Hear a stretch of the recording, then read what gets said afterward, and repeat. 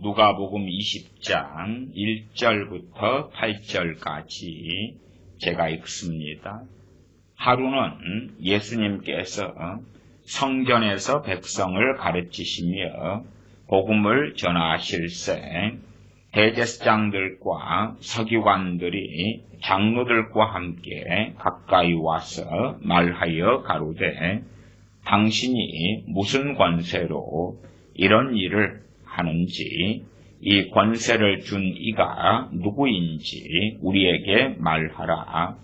대답하여 가라사대 나도 한 말을 너희에게 물으리니 내게 말하라. 요한의 세례가 하늘로서냐 사람에게로서냐. 저희가 서로 의논하여 가로되 만일 하늘로서라 하면 어찌하여 저를 믿지 아니하였느냐 할 것이요. 만일 사람에게로서라 하면 백성이 요한을 선지자로 인정하니 저희가 다 우리를 돌로 칠 것이라 하고 대답하되 어디로서인지 알지 못하노라 하니 예수님께서 이르시되 나도 무슨 권세로 이런 일을 하는지 너희에게 이르지 아니하리라 하시니라. 아멘. 권세에 대한 말씀과 연결되는 것이 권위에 대한 것입니다. 권위. 예를 들어 저 같은 목회자 또한 선교사님 등에 대해서도 당신은 하늘로서 오는 권위를 가졌느냐 입었느냐 그렇게 물을 수가 있겠지요. 다른 말로 한다면 정말 당신이 자의적으로 주의 종의 자리에 서게 되었느냐 아니면 정말 하나님께서 당신을 콜링하셔서 그래서 당신이 주의 종의 자리에 서 있느냐. 당신이 하고 싶어서 신학교에 가고 목사 안수를 받고 혹은 선교사가 되어서 당신의 자의적으로 나왔는가 아니면 하나님께서 당신을 부르신 것이 확실한가 맞는가 그에 대한 것이 권위가 될 것입니다. 사울 왕을 하나님께서 기름 부어 세우셨다. 그럴 때 그는 권위를 가지게 됐지요. 물론 그 권위라는 것은 당연하게 경계선이 있는 것입니다. 사울 왕이든 하나님께서 기름 부어 세우신 다윗 왕이든 남의 아내를 함부로 취할 수 없는 것이지요.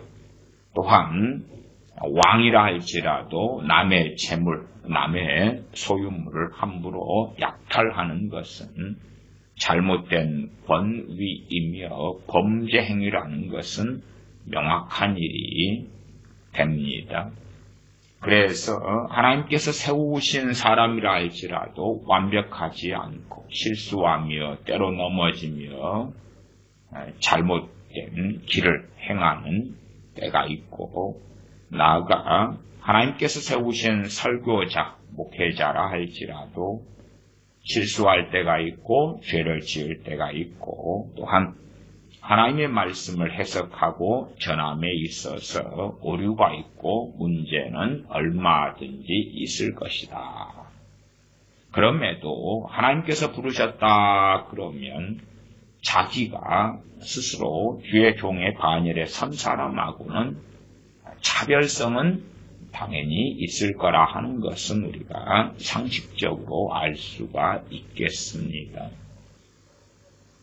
오늘 말씀의 주제는 치유사역자와 권위 그런 제목을 정해 보겠습니다. 치유사역에 대하여서 제가 여러 차례 설교해 오고 있습니다. 그 가운데 치유사역자와 권위에 대한 말씀을 하겠습니다. 권위. 주님께서는 마태복음 10장에 선지자로 영접하는 사람은 선지자의 상을 받을 것이요, 의인으로 영접하는 사람은 의인의 상을 받을 것이다 말씀하였습니다. 또한 나아가 제자로 영접하는 자, 주님을 믿는 소자 중 하나라도 물 한 그릇이라도 주님 믿는 소자에게 주는 사람은 결단코 상을 잃지 않으리라 말씀하시기도 했습니다.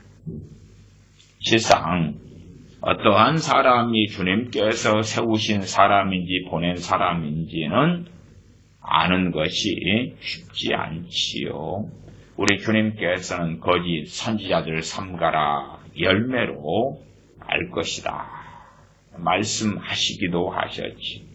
그러나 실제로 우리가 하나님께서 어떤 사람을 세우셨는지 그렇지 않는지 아는 것은 꽤 어렵습니다.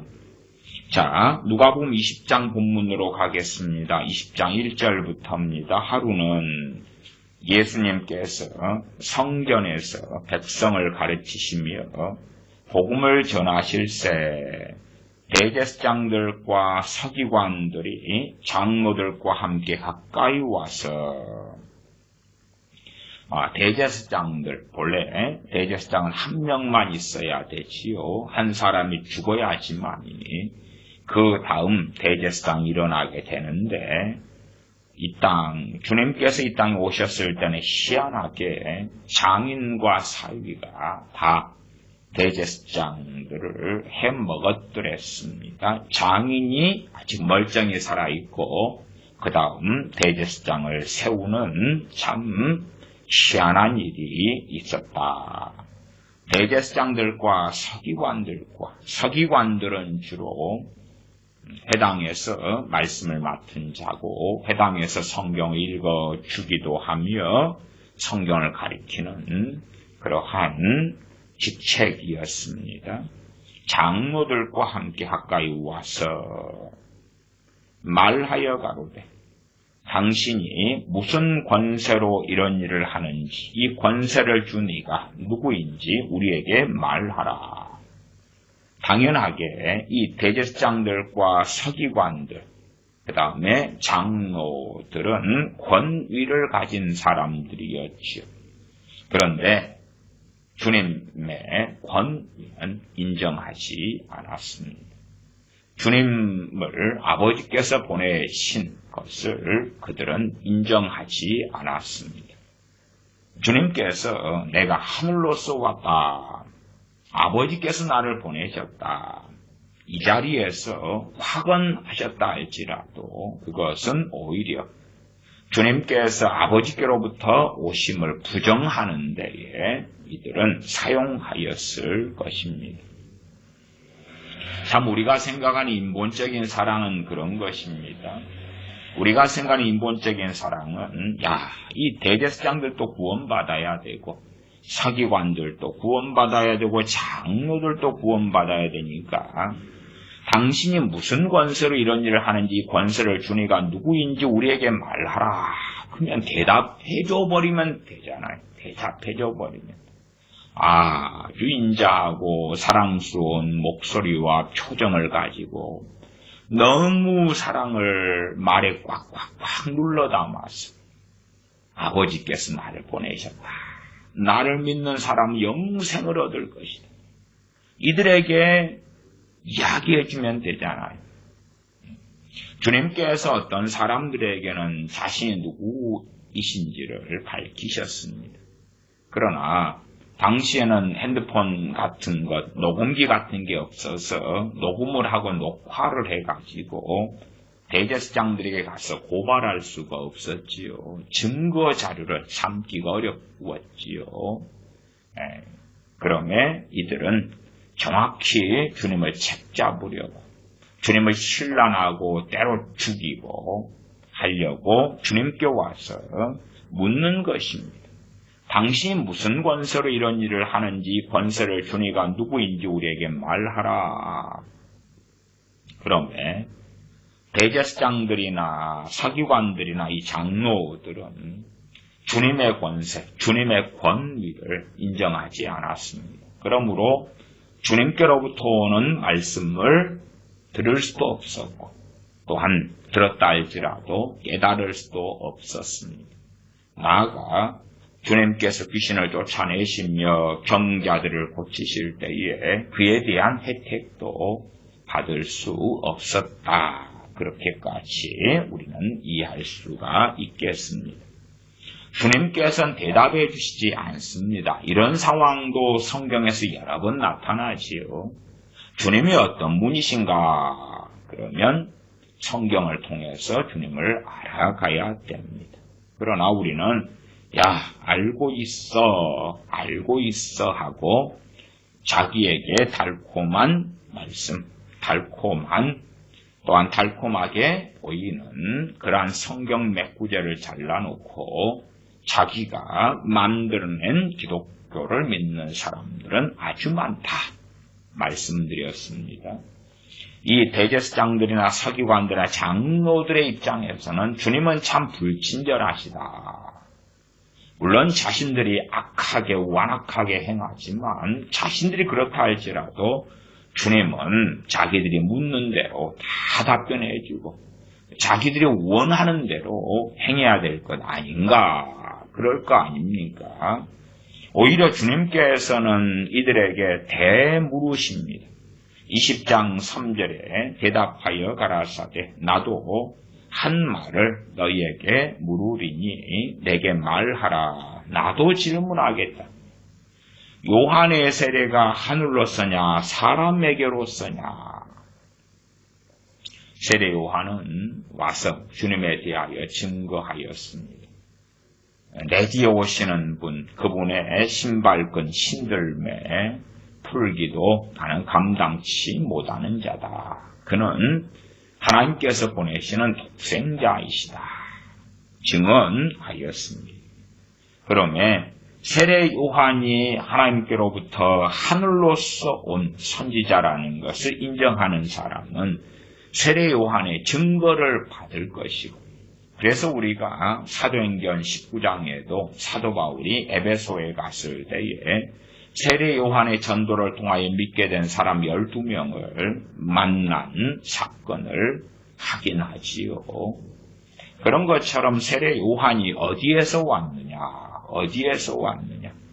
그리고 이 대제사장들, 서기관들, 장로들은 하늘로서 하나님께서 보내신 것을 인정하지 않았습니다. 다시 말하면 당신은 선지자가 아니야. 하나님께서 보내신 선지자가 아니야 했던 것입니다. 거짓 선지자들은 자기들이 참 선지자라고 끊임없이 주장하고 궤변을 일삼고, 또한 당연하게 참된 선지자도 자기가 하나님께서 보내셨음을 증거하지요. 어떨 때는 물론 자신에 대하여서 변호하지 않을 때도 있어 왔습니다.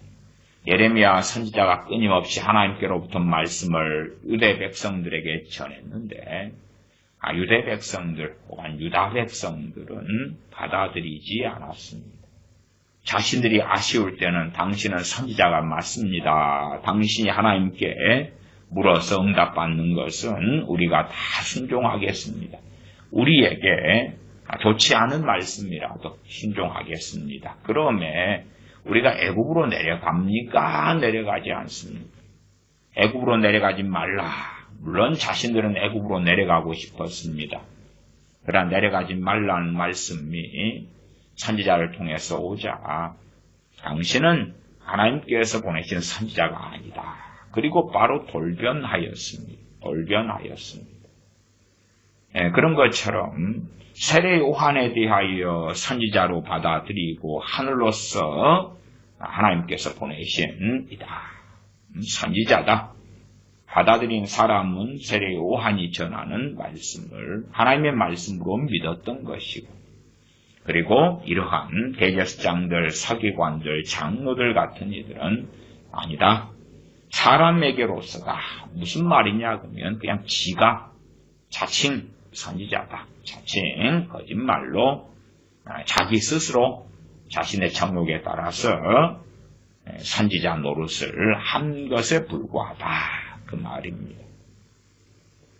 지금 시대에도 제가 최근에도 말씀드렸던 것처럼 참 하늘로서부터 어떤 이들이 주의 종이 되었다면 또한 하늘로서부터 교회가 세워졌다면 그렇다면 그런 하나님께 부르심을 받은 이들은 중심을 바르게 잡아야 할 것이지요. 코로나 상황이 되니까 대한민국 교회의 16%가 전혀 대면 예배, 비대면 예배를 하지 않는다. 대한민국 교회 83,000교회가 넘는데 16%면 13,000교회가 넘습니다. 그 13,000교회 넘는, 물론 대부분의 교회들은 미자립 교회고 작은 교회들입니다. 그러나 아무것도 하지 않는다. 주된 이유는 당연히 재정 부족이지. 돈이 부족한 것입니다. 그런데 더 근원적인 질문을 해야 합니다. 그러한 16%의 대한민국 교회든 혹은 더 많은 재정의 문제를 직면하고 또한 다른 여러 문제 속에 있는 많은 목회자들, 많은 선교사님들은 응답해야 됩니다.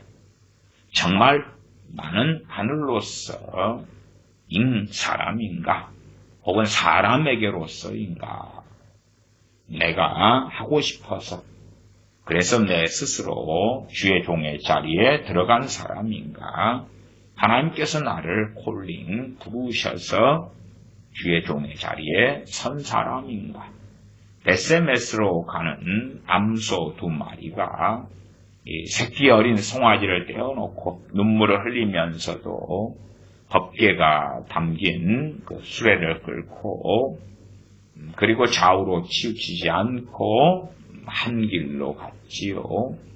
왜요? 그 정로, 하나님께서 부르신 정로를 그 젖속 어린 송아지를 낳은 그 어미소들은 걸어야 했기 때문에 그렇지요. 또한 우리 보통 믿는 사람들도 마찬가지입니다. 참으로 어려운 이야기지만 어떤 사람이 하늘로서부터 왔는가 사람에게로서인가 분별해야 하는 것은 당연한 것입니다. 자, 어떤 사람이 치유사역자로 부르심받았습니다. 그 사람이 하늘로서부터인가 사람에게로서인가 분별해야 됩니다. 이제 그 분별은 쉽지 않습니다. 쉽지 않아. 가장 근원적이게는 그럴 것입니다. 같은 성령님을 가지고 있는 사람이란 동일한 성령님께서 하늘로서부터 온 부르심받은 치유사역자라면 그 사람 안에 있을 것이고 내가 사람에게로서가 아니라 하나님께서 부르신 하나님의 자녀 하나님께로부터 난 하나님의 자녀라면 내게도 동일한 성령님이 있을 것이고 나아가서 내가 정욕을 좇아 육을 좇아 사는 사람이 아니라 영을 좇아 사는 사람 성령님을 좇아 사는 사람이라면 동일한 성령님께서 역사하시겠지요. 그래서 알아볼 수 있겠지요. 단순한 보이시피싱에도 얼마나 많은 사람들이 속아 넘어갑니까? 그럴 세상일진데 그래서 이 마귀가 더러운 귀신들이 광명의 사자로 가장하는 것처럼 거짓 선지자들 선생들도 참된 주의 종으로 가장하는 것은 흔한 일입니다. 더 사랑이 많고 더 긍휼하고 더 관용하고 더 관대하고 더 온유하고 얼마든지 그렇게 하지. 그래서 어떤 사람들이라 할지라도 칭찬하는 사람의 자리에 서지요. 너희가 모든 사람에게 칭찬을 받으면 화가 있다. 그러나 사람들의 존중을, 존경을, 칭송을 받으려면 그 사람들의 귀에 달콤하게, 사람들이 보기에 아름답게 하는 것입니다.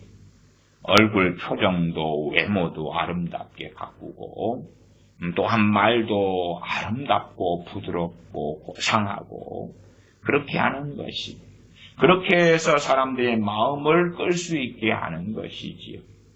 어쨌든 진실로 어떤 사람이 하늘로서부터 왔는가, 사람에게로서인가, 그것을 분별하는 핵심적인 것은 성령님을 통해서다. 그렇게 말씀을 드리겠습니다. 성경 말씀을 통해서 분별한다. 그게 얼마나 어려운 것인가는 우리가 뻔합니다. 그래서 연애하면서 서로 사귀고 함께 해보고 오랜 세월을 보내보고 장기적인 오랜 연애도 있지요. 그 다음에 결혼한 다음에 이게 아닌가벼 할 때도 많고요. 심지어는 요즘의 젊은 청년들 이야기 들어보면 동거를 많이 한다 그래요. 또 저도 목회했을 때에 교분 한 분이 동거를 오랜 시간을 하시고 결혼하신 분이 있어요. 동거를 오랜 시간을 했는데 그분 참 함께 이제 동거를 하고 살아보니까 참 좋아. 참 마음에 들어. 그리고 딴딴따단 결혼을 했는데, 그런데 결혼한 때부터 그 남편에게 있는 심각한 의처증이 나타나더라 그 말이에요. 그래서 아예 이 살아가는 게 지옥일 정도로 의처증이 나타나더라. 그리고 남편의 의처증 때문에 그 분은 이제 신앙생활을 그만두셨어요. 또 그분도 질병이나 여러 문제에서 기적들을 체험하고 그랬습니다만은 남편의 의처증에서는 어떻게 못해 봤던 것이죠. 그분의 신앙에 있었어요. 어쨌든 몇 년을 함께 살아본 다음에 좋아. 다 맞아. 모든 게 다 맞아. 동거할 때까지는 물론 동거는 비성경적인 것이고 죄입니다만은 어쨌든 이제 동거하며 함께 살아볼 때는 의처증이 나타나지 않는 거예요. 왜? 아직 결혼관계가 아니니까. 그런데 결혼식을 올리고 혼인신고하고 나니까 의처증이 그때부터 시작되는데 아마 지금까지 의처증이 계속 심각한 의처증이 나타날 테니까 오랜 시간이 계속 되어져 오는 거겠지요. 그렇게 함께 살아가도, 함께 한 입을 덮고 살아도 상대방을 알기 어려운 경우는 참 많다 하는 것은 우리가 다 경험하는 것입니다. 다시 누가복음 20장 4절로 가서 주님께서 물으신 질문이지요. 요한의 세례가 하늘로서냐 사람에게로서냐. 저희가 서로 의논하여 가로되 만일 하늘로서라 하면 어찌하여 저를 믿지 아니하였느냐 할 것이요. 만일 사람에게로서라 하면 백성이 요한을 선지자로 인정하니 저희가 다 우리를 돌로 칠 것이라 하고 대답하되 어디로서인지 알지 못하노라 하니 예수님께서 이르시되 나도 무슨 권세로 이런 일을 하는지 너희에게 이르지 아니하리라 하시니라. 이 사람들은 어쨌든 세례 요한은 하나님께서 보낸 선지자가 아니라 자기 스스로 선지자 탈을 쓴 사람, 다른 말로 하면 거짓 선지자지요. 그렇게 대제사장들과 서기관들과 이 장로들은 알았다 그 말이에요. 그러나 차마 백성들이 있는 자리에서 공개적으로 주님과 질의하고 있는데 주님의 공개적인 질문에 답변할 수 없었다 그 말. 왜? 자신들은 세례 요한은 사람에게로서라 그 말이 육적으로 정욕적으로 그러한 가짜 사역자다. 소위 요즘 우리식으로 하면 이단 사입이다. 그런 거지요. 사람에게로서라 하면 백성이 요한을 선지자로 인정하니 자신들은 인정할 수 없는 거죠. 그러면 저희가 다 우리를 돌로 치울 것이라. 그래서 이들은 다 인정할 수 없다. 그래서 모르겠다 그러는 것입니다. 모르겠다. 대답하되 어디로서인지 알지 못하노라. 모르겠다. 그래서 주님께서도 나도 무슨 권세로 이런 일을 하는지 너희에게 이르지 아니하리라. 너희가 이걸 대답을 하면 세례 요한이 하늘로서 왔는지 사람에게로서니 대답하면 나도 대답해 줄 것이다. 근데 너희가 대답 못하지 나도 안 하겠다. 오히려 성경 그렇잖아요. 주님께서 열매로 할지라 그랬는데 대제사장들 또한 이 장로들 서기관들이 그들은 성경을 가지고 있는데 주님을 보고 분별을 해요? 못해요? 못해요. 왜? 자신들이 소경이기 때문에 볼 수가 없는 거예요. 볼 수가 없어요. 소경인 사람은 주님을 앞에 두고 주님께서 말씀하시는 것, 주님께서 기적을 행하시는 것, 귀신을 쫓아내시는 것, 때로 죽은 자를 살리시는 것, 소경의 눈을 뜨게 하시는 것을 듣고 보아도 그래도 주님께서 어디로서부터 왔는지, 주님께서 하늘로서부터 온이라는 것을 인정할 수 없었다는 것이죠. 인정할 수 없었다. 마찬가지로 세례 요한을 하나님께서 보내셨는데 그를 선지자로 인정할 수 없었다. 아마 세례 요한이 와서 이 대제사장들을 바르게 띄워주고 진정한 하나님의 사람이라 하고 하나님께 기뻐하신다 하고 백성들 앞에 칭송하고 이 지도자들을 세워주고 장로님들을 와 정말 탁월한 깨어있는 하나님의 종들입니다 해줬다면 그랬다면 상황은 달라졌을 수 있겠지요. 물론 반면 세례 요한은 하나님께로부터 큰 책망을 받았을 것이고 자기 사명을 제대로 감당하지 못했겠지요. 그래서 우리의 삶 속에서 어떤 이가 하늘로서부터 왔는지 땅으로서부터 왔는지 겉을 보고는 분별하고 알기는 극히 어렵다. 더군다나 내가 소경이 나는 아주 어렵다. 하나님의 은혜가 있을 때에 요행수로 은혜에 따라서 알 수 있을 때는 있을 것이고 그러나 우리가 깨어있는 사람이라면 같은 동일한 성령님께서 역사하시며 인도하시는 사람인지 동일한 영을 가진 사람인지 동일한 성령님께서 이끄시고 역사하시는지 내게 역사하시는 성령님께서 저 사람에게 저 사람 말이나 저 사람 손길에 역사하시는구나 그렇게 알게 되어져야 하는 것이 가장 일반적이다. 그렇게는 말씀을 드리겠습니다. 치유 사역에 있어서 그 권세가 그 능력이 하나님께로부터 왔는지 아닌지 어떤 치유 사역자가 하늘로서부터 왔는지 하나님께서 세우셔가지고 그를 보내셨는지 그렇지 않는지 그것을 권위 그의 권위를 인정하느냐 그렇지 않느냐 그래서 치유가 필요한 사람이 치유를 받을 때에 그의 권위를 인정하느냐 그렇지 않느냐는 아주 중요한 핵심적인 문제가 됩니다. 치유 사역에 있어 핵심은 치유 사역자가 치유 은사를 받아야 되는 거죠. 그건 당연한 이야기죠. 이건 전제입니다. 치유 사역자는 당연히 치유 은사를 받은 사람이 돼야 됩니다. 그건 전제고.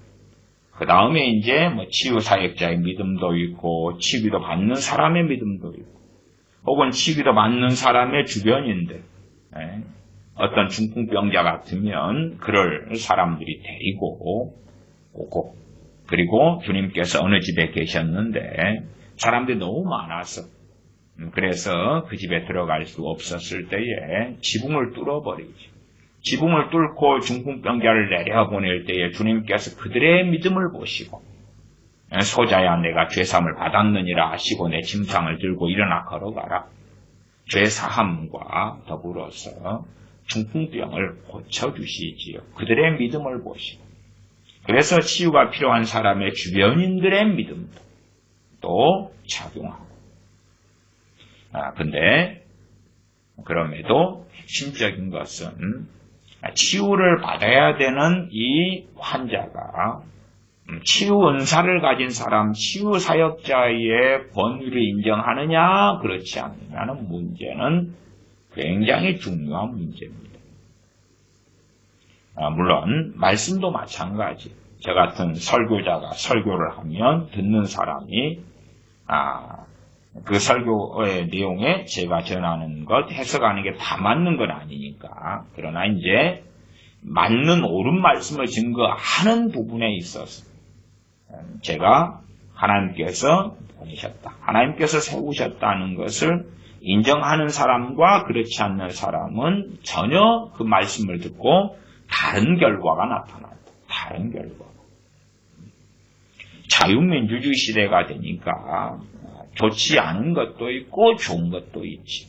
좋지 않은 것으로 한다면, 그렇다면 당신이나 나나 쌤쌤이야. 다시 말하면 교회의 질서를 이해하지 못한다 그 말이에요. 남편과 아내에 있어서 질서가 있지요. 아내의 머리가 남편, 남자다. 아내의 머리가 남편이다. 이 질서를 이해하지 못하는 것처럼 또 마찬가지로 자녀들의 머리가 부모다.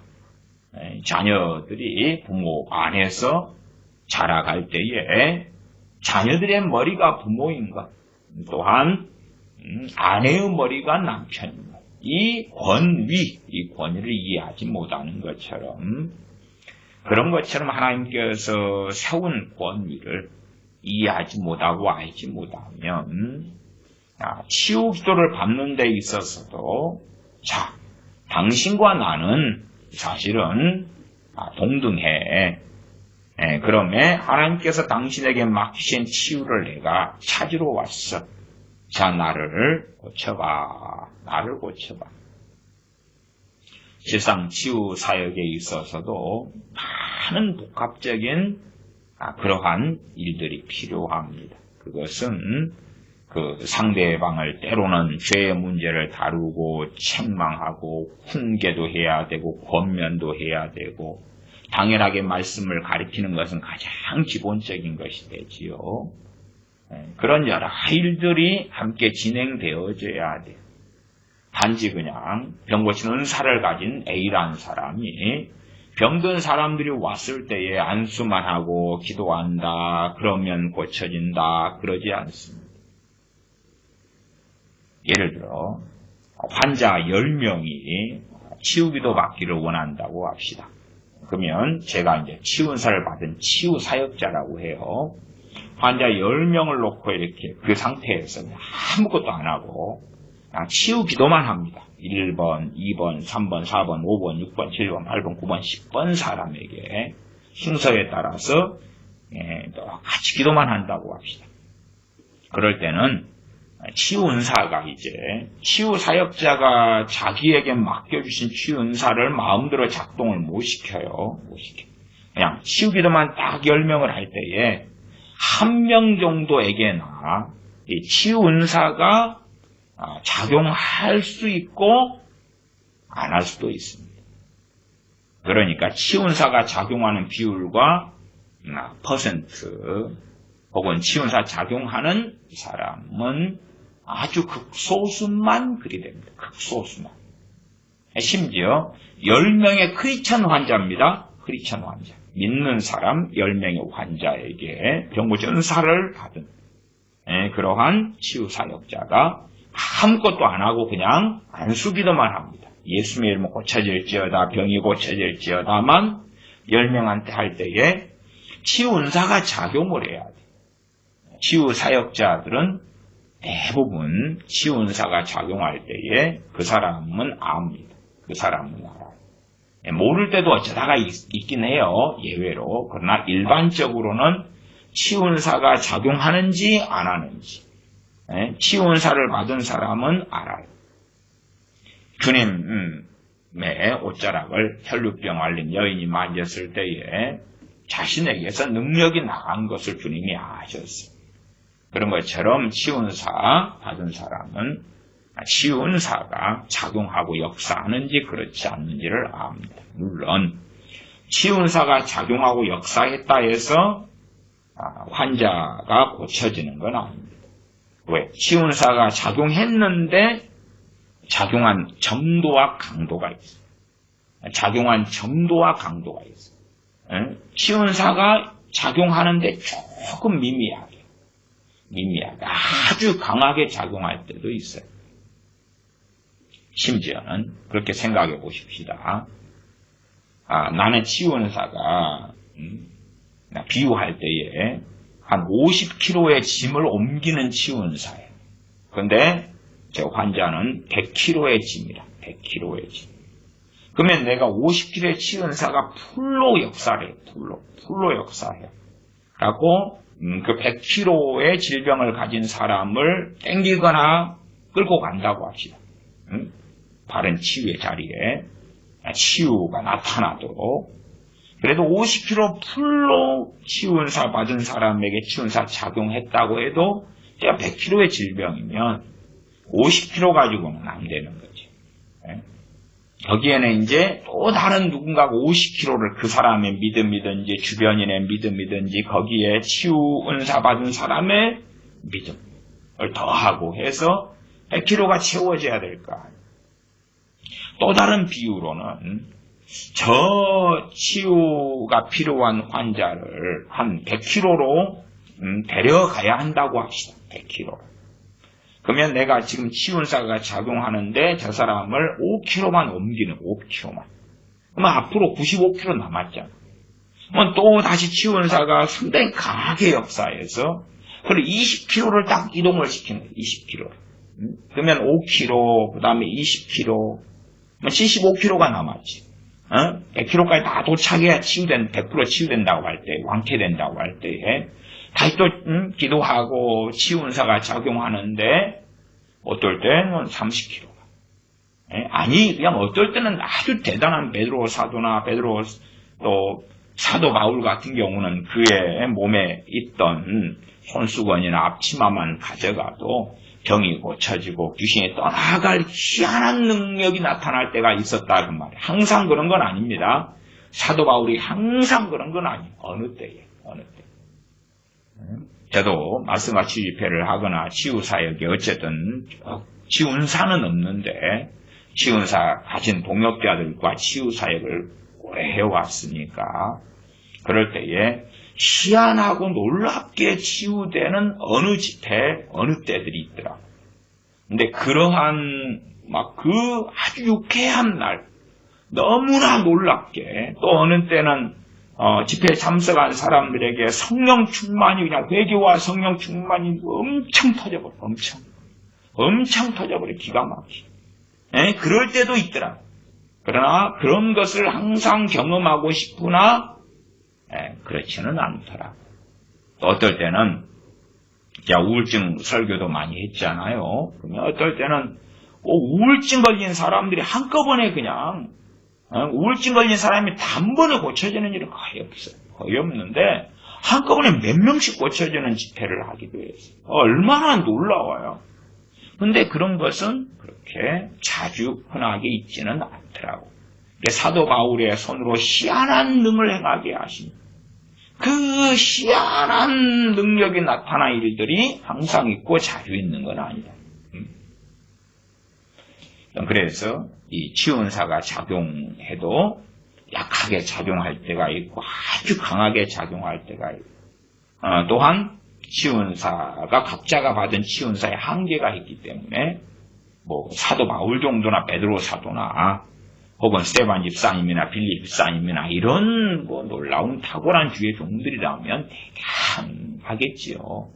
근데 어쨌든 이제 각자가 주신 믿음의 분량의 한계 속에서의 치유은사를 알지라도 치유은사이기 때문에 그걸 뭐 당연히 풀로 그냥 100% 그 은사가 나타나고 그러면서 거기에 기름을 붓고 그리고 놀랍게 역사한다면 어디까지가 한계치가 될 것인가는 잘 모르겠어요. 다 은사자들마다 다르니까 다 치유은사를 받은 사람들마다 달라. 그 다음에 치유은사를 받은 사람들도 좀 일반적으로 어떤 사람은 특별히 어느 질병은 잘 고치죠. 많이 잘 고쳐져요. 그리고 어떤 사람은 또 저쪽 꾀통이 유난히 잘 고쳐져요. 물론 예외적으로 뭐 다른 여러 가지 것들이 고쳐지는 경우도 있습니다만은 그런 것은 좀 드물고 어떤 사람은 뼈 부분이 너무 잘 고쳐져요. 뼈 부분 우두둑 하면서 치료가 잘 돼요. 어떤 사람은 눈에 안 보이는 내장이 잘 고쳐져요.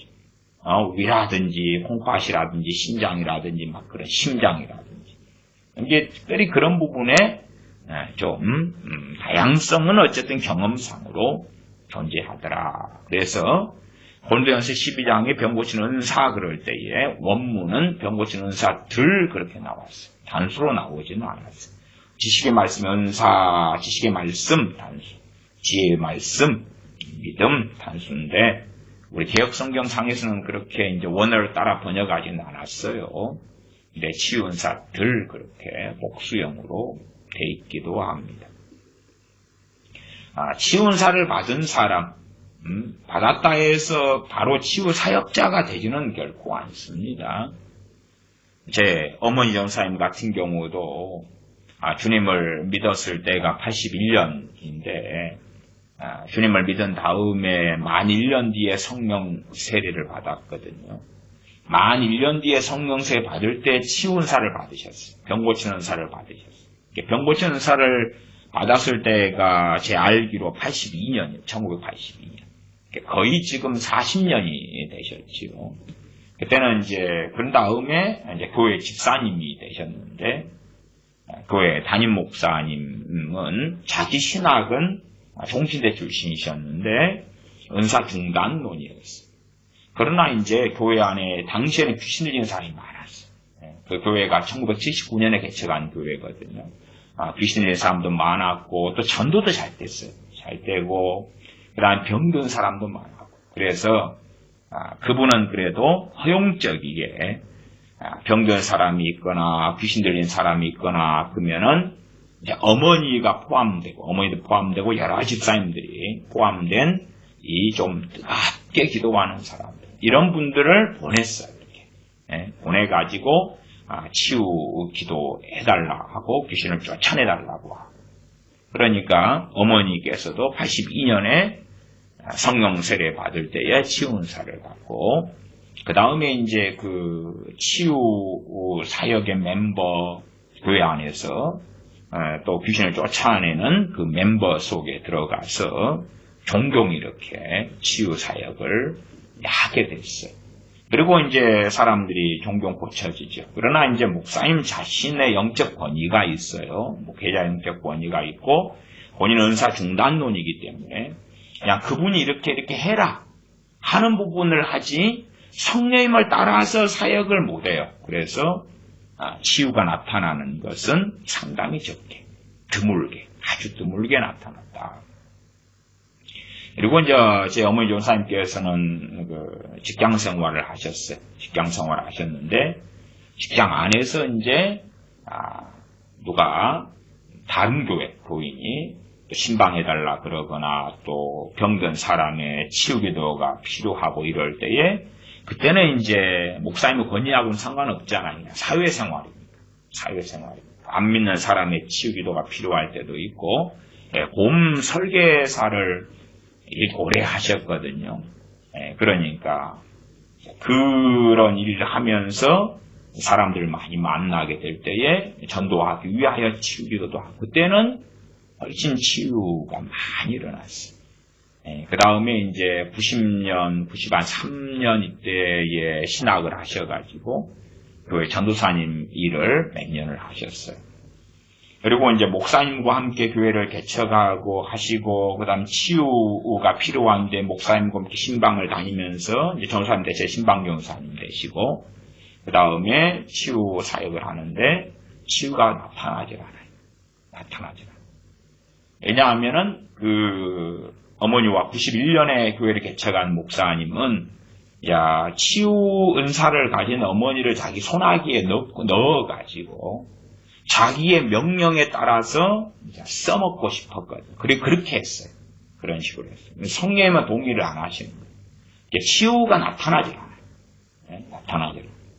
근데 이제 어머니께서 전도사님이시니까 어머니 혼자 교인들 신방을 가거나 뭐 전도를 가시거나 그럴 때 되면 병고치 은사가 나타나요. 혼자 가서 혼자 권위를 가지고 교회 전도사님이시니까. 또 실제로 이제 어머니 개척하신 다음에 그 교우분들 개척한 다음에 한 3년 돼서 교인들이 한 100여 명 됐는데 아무도 없이 시작해서 근데 대부분 다 어머니께 전도하신 분들이거든요.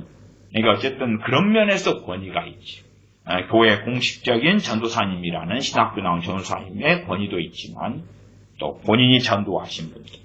그러니까 환자들이 생길 때마다 혼자 이제 가서 신방을 하고 환자를 위해 기도하면 그때는 병고침이 훨씬 더 많이 일어나요. 목사님과 두 분이서 신방을 가가지고 환자들 놓고 기도하면 목사님의 권위가 있기 때문에 그 권위 아래서는 성령님께서는 신원사의 역사를 안 하셨어요. 어쨌든 그런 경험 속에서 97년 되어서 성령님께서 기도원을 하라고 말씀하셨어요. 기도원을 하라고. 97년 돼서는 이제 목사님 영적 권위에서 벗어나서 기도원을 세웠어요. 그 다음에 기도원 사역을 하는데 어쨌든 82년에 어머니 전도사님께서는 병 고치는 은사를 받으셨고 그 다음에 이제 제 동생의 귀신 들리기 때문에 한 몇 년쯤 될까요? 한 6년이 될 거예요. 6년, 7년쯤 될 거예요. 7년 이죠. 그때 이제 축사의 은사, 귀신을 쫓아낸 능력을 받으셨어요. 그리고 이제 97년에 본격적으로 기도원을 세워서 기도원 원장을 하셨죠. 그때부터는 병 고치는 일들, 또 귀신을 쫓아내는 것들이 훨씬 더 쉽게 아주 많이 일어났었어요.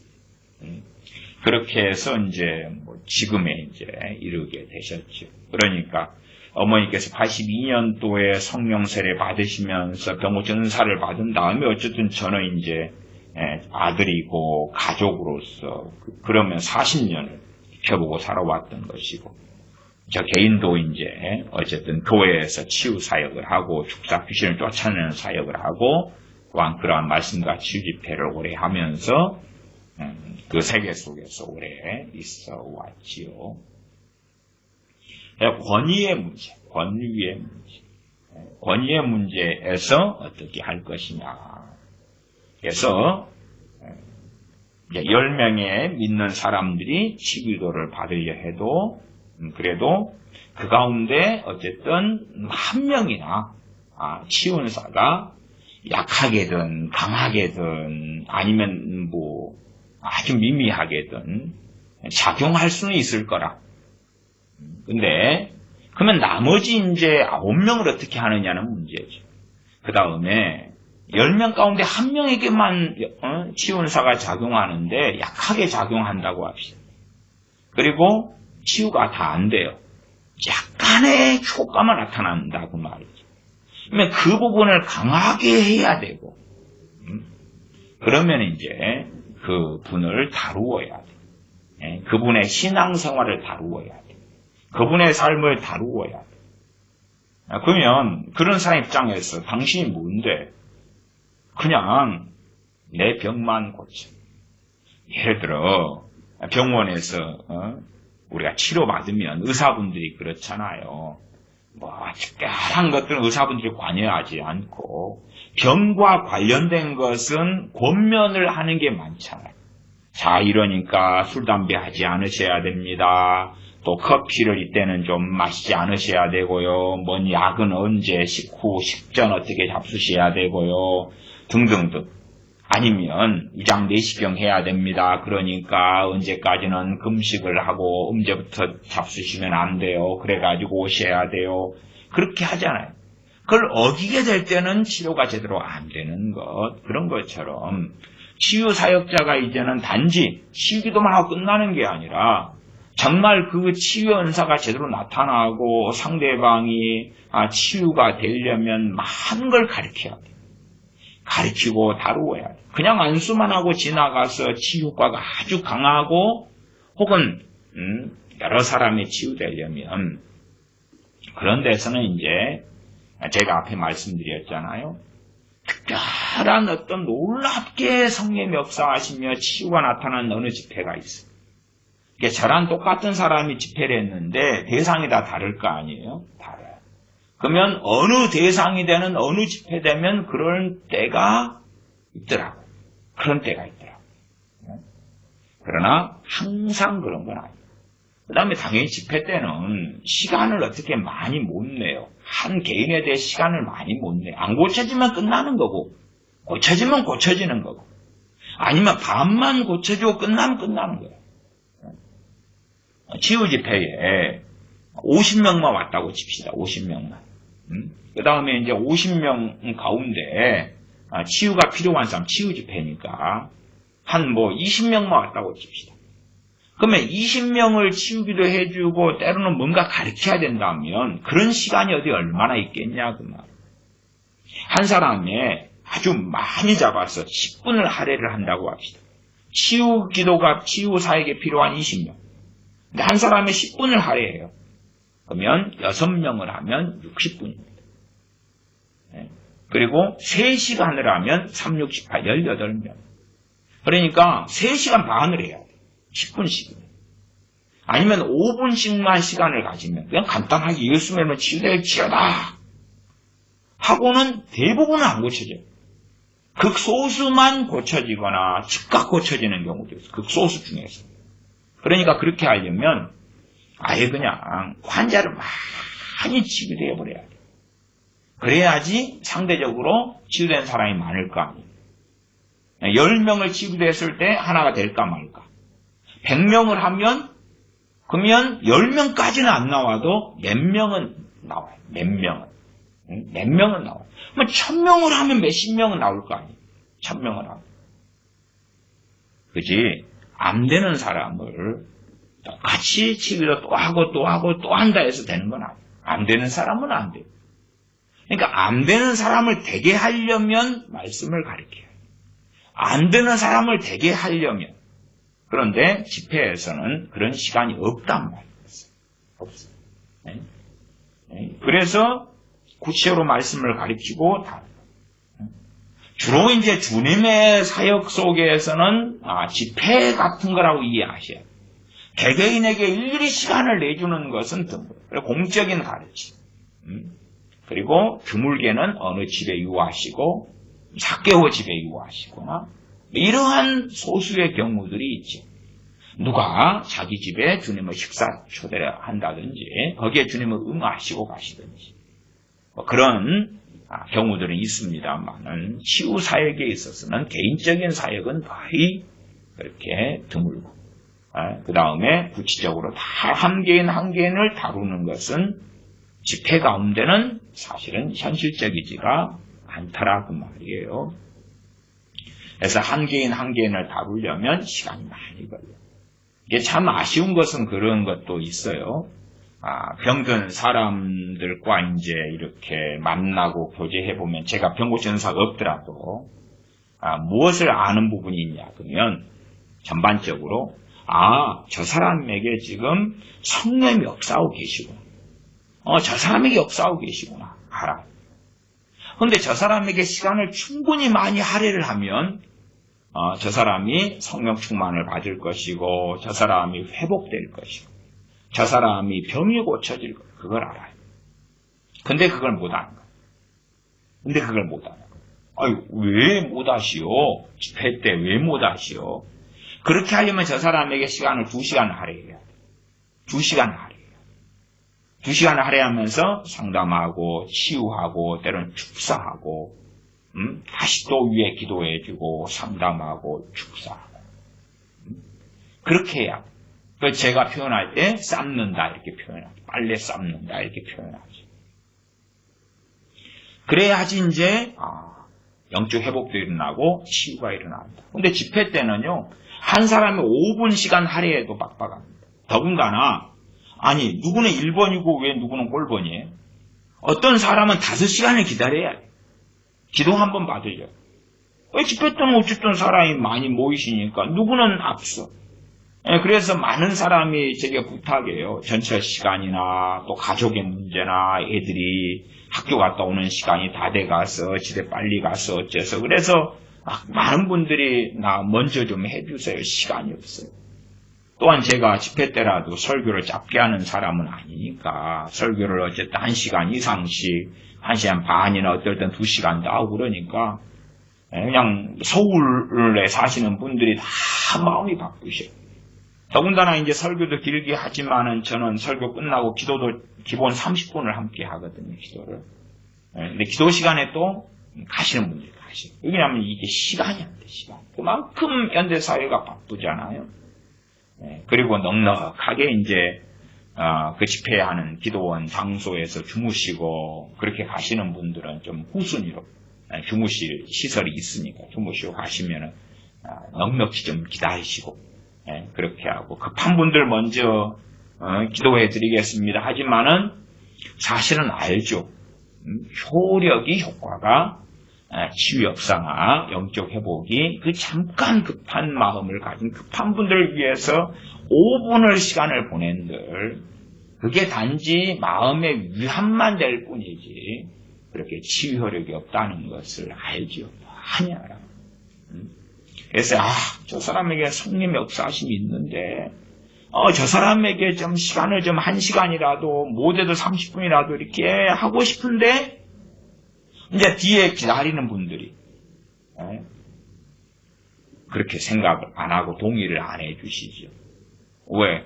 저 양반한테 시간을 1시간을 할애해버리면 우리는 1시간을 더 기다려야 되고 그 다음에 기다린다고 되는 건 아니죠. 또 한참 지나면 식사도 해야 되고 다시 또 이어지는 집회에 말씀을 전해야 되고 또 각자의 할 일이 있고 그러니까 저 양반은 1시간 정도만 할애했으면 좋겠는데 그래도 현실적으로 그렇게 안 돼요. 이게 집회를 통해서는 그냥 성령님께서 크게 역사하시고 은혜를 주신 집회라면 더 많은 사람의 치유가 한순간에는 일어날 수 있으나 그러나 개인을 다루거나 터치하는 것은 안 된다.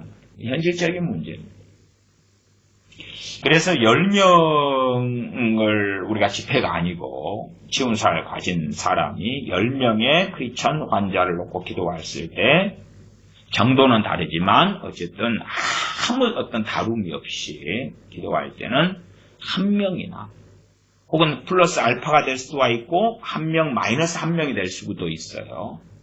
그렇게 많이 성령님께서 치운사가 작동하도록은 안 하신다. 근데 이제 집회를 하고 집회에 그 10명의 크리스찬 환자분이 참석하시고 그러면은 또 치운사가 한 2-3명 정도는 작용하더라. 2-3명 정도. 그러나 2-3명 작용한다 해서 2-3명이 다 고쳐지는 건 아니에요. 2-3명 중에 어떤 사람은 굉장히 강하게 어떤 사람은 미약하게, 어떤 사람은 약간 강하게, 그런 정도. 그러나 이제 말씀을 가리키고 잘 다루고 나간다면 10명 가운데 5명까지라도 치유사가 약하게든 강하게든 성령님께서 역사하시도록 할 수가 있다. 그 다음에 이제 약하면 더 자주 하면서 말씀을 가리키고 전하고 그러면서 치유 기도가 필요하죠. 그래서 치유 역사가 효과적으로 나타나려면 항상 2가지가 병행이 돼야 돼요. 2가지. 하나는 뭐냐? 영적 회복이 돼요. 영적 회복이 일어나야 돼요. 물론 치유가 필요한 환자분이 성령 충만해버리면 그 필요가 없죠. 성령 충만해버린데 몸이 아파요. 영적 회복이 필요가 없잖아요. 그러면 그런 경우는 뭐 두말할 것 없이 그냥 안수하고 기도하면 그냥 치료가 되고. 그래서 성령 충만한 경우는요, 저같이 치유사가 없는 사람이요, 치유기도 해도 고쳐질 때들이 나와요. 어쨌든 저도 집회를 하는 강사로서 집회를 많이 했으니까 저도 안수기도를 하잖아요. 치유기도. 저도 해요. 근데 치유사가 없어도 고쳐지는 사람들이 나와요. 그런 사람 중에서 누가 나오냐 그러면 은혜 충만한 사람, 회개가 터지고 성령 충만한 사람, 이런 사람들 가운데 나와요. 그냥 한 90% 차 있는데 제 안수기도로 한 10% 채우는 거예요. 10%. 그 양반이 자기 믿음, 회개로 하나님의 은혜를 90%까지 채웠는데 10%딱 얹어주니까 100이 딱 차가지고 물이 끓는 것처럼 그래서 치유가 일어나는 경우도 있더라. 그러나 대부분의 경우는 사실은 그런 케이스가 아니기 때문에 영적 회복이 필요하고, 그 다음에 영적 침체하고 불과 분리, 절대 뗄래야 뗄 수 없는 것은 마귀입니다. 더러운 귀신들. 그러니까 더러운 귀신들이 추방하고 쫓아내고 축사 사역이죠. 그것과 함께 이루어진 다음에야 치유가 쉽다. 또 어떠한 질병들은, 어떠한 증상과 질병 문제들은 더러운 귀신들이 가져온 것이 많아서 축사만 일어나도 귀신이 쫓겨나가기만 해도 몸이 치료되는 경우는 다반사로 많습니다. 다른 말로 하면, 이 질병 때문에, 이 몸의 증상 때문에, 이것 때문에 고통스럽고 힘든 나날을 보내고 있는데 백약이 무효다. 안 고쳐져. 병원에 가도 별 이상 없다네. 그런 것 대부분 마귀 역사입니다. 그래서 마귀 역사만 물러가고 정리해도 그래도 몸이 좋아져 버리지. 물론 그런 마귀 역사는 절대 의사로, 병원으로, 약으로는 고칠 수가 없다. 그냥 잠깐 주기를 타요. 마귀가 주는 질병은 전반적으로 내려갔다 올라갔다. 상황이 심했다가 좀 견딜만 했다가 약했다가 더 심했다가 이렇게 막 오르락 내려가는 걸 볼 수가 있어. 어떨 때 약을 먹으면, 이게 장난질이죠. 어떨 때 약을 먹으면 좋아졌다가, 어떨 때는 약을 먹어도 안 좋아지고, 어떨 때는 더 약을 세게 써도 안 좋아지고, 어떨 때는 약을 안 썼는데도 좋아지고, 그렇게 장난질을 쳐요. 귀신의 역사, 마귀 역사는. 그래서 질병의 치유도 영적 회복과 축사, 그것과 함께 이제 치유가 될 때에 가장 효과적이죠. 그러면 이 세 가지를 병행해 나갈 때에 치유는 확실하고 효과적이게 되어진다. 그래서 실제로 이 치유 사역자에게 필요한 것은 단지 치유만이 아니라 축사의 은사, 능력, 귀신을 쫓아내는 은사 능력이 함께 더불어 필요하다. 치유 은사만이 이 두 가지가 결부되는 거예요. 결부. 그 다음에 이제 하나를 더 말씀드리면 부흥의 은사입니다. 부흥의 은사. 부흥사분들이 원래가 받고 시작해야 됐던 것이 부흥의 은사입니다. 과거의 시대에는 이 부흥의 은사를 받은 사람들이 부흥사가 되었더랬습니다. 지금 시대에야 부흥사 목사님, 부흥의 은사를 받은 사람들은 별로 없거나, 혹은 한때 과거에 받았다가 소실되고 없거나 그런 경우가 많습니다. 부흥사가 뭐냐? 혹은 부흥의 은사가 뭐냐? 교회를 양쪽으로 성장시키는 거냐? 그게 아니고요. 제가 앞에서부터 말씀드려 왔던 것처럼 이 삶는 은사, 빨래 삶는 은사, 같이 기도하고 때로는 기도해주고 그러면서 영적 회복이 일어나도록 돕는 은사가 이 부흥의 은사입니다. 이게 말하자면 내 안의 부흥, 나의 영적 각성, 나의 영적 침체를 벗어나도록 돕는 성령의 은사가 부흥의 은사. 저는 이제 편의상 그냥 비유상 빨래를 삶는 은사다 이렇게도 말씀을 드려왔어요. 구체적으로는 부흥의 은사. 과거의 여러 은사들을 설명할 때 제가 이 부흥의 은사도 넣어서 설명을 과거에 해드렸습니다. 사실은 저도 오랜 세월 동안 사모했던 은사 중에 하나가 이 부흥의 은사입니다. 근데 어쨌든 아직까지는 받지를 못하고 있습니다. 근데 이 부흥의 은사를 가진 사람이 이제 이렇게 함께 기도하고 삶아줘야 합니다. 이게 참 치유사역자다 혹은 축사사역자 이렇게 말할 수도 있겠지요. 혹은 뭐 부흥사분들도 마찬가지고 이 세 가지 은사가 이게 있어야지 가장 효율적인 사역이 가능하다. 치유은사, 축사의 은사, 그다음에 부흥의 은사 이렇게 표현하겠어요. 그러니까 어느 A라는 교회가 침체되어 있어요. 영적 침체되어 있으면 이 부흥의 은사를 가진 사람이 도와줄 때에 교회가 숫자가 많아지는 게 아니라 그 침체되어 있는 교인들을 다시 영적 회복시키는데 도와주는 집회를 할 수가 있다. 그 말이지요. 아니요, 뭐 저같이 부흥의 은사가 없는 사람이 말씀을 전하고 부흥의 은사가 있는 사람이 이제 함께 안수도 하고 기도도 같이 해줘서 동역해가지고도 동일한 결과가 나타날 수도 있겠지요. 어쨌든 이제 동역자 이제 저 어머니 원사님이나 또 교회 전도사님이나 다 세 가지 은사가 다 있습니다. 세 가지 은사를 가진 사람들 찾기는 참 어렵더라고요. 축사, 그다음에 신유, 병 고치는 은사하고 부흥의 은사 세 가지가 있어야지 영적 회복과 축사와 병 고침 이 세 가지가 함께 이 삼박자가 이렇게 되어져서 좋은 열매를 맺는다. 그렇게 말씀을 드리겠어요. 그리고 일반적으로 교회적으로도 제가 말씀을 지난번에 드렸을 때에 한 50명 선 정도에서는 치유은사 가진 사람이 있어야 된다. 마찬가지로 축사의 은사도 마찬가지. 부흥의 은사도 마찬가지다. 그렇게 말씀을 드리겠어요. 왜? 100명에 1명 정도가 되면 100명은 잘 감당 안 됩니다. 우리가 생각하는 것보다 훨씬 더 자주 축사는 이루어져야 돼요. 훨씬 더 자주. 그 다음에 믿음이 있는 이 성인들보다 믿음이 없는 아이들에게는 더 많이 소위 삶아야 돼요. 더 많이 귀신들이 틈타고 더 많이 역사해요. 그러니까 더 많은 경우가 필요해요. 그것을 부모가 지켜보다가 그러다가 자녀에게 도움이 필요할 때들을 발견하고 요청을 해야 되죠.